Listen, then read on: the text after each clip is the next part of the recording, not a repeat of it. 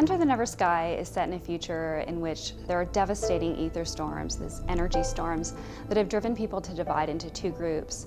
Some have taken shelter in enclosed cities, and others have survived on the outside, and they've become very primitive.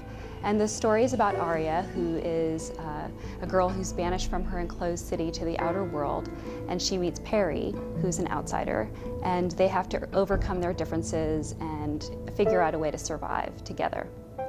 A couple of years ago, I was doing some thinking about my dependence on technology, and I remember one particular day looking at my son, who was swiping away very expertly at an iPad, or maybe it was some video game, and I remember being struck by the glow of the blue glow on his face, and by how intent he looked as he played that game.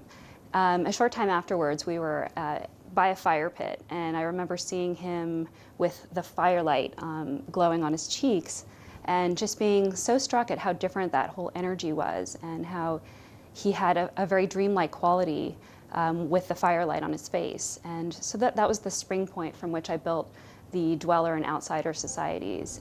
Aria and Perry are very different in many, many ways. They come from completely different societies.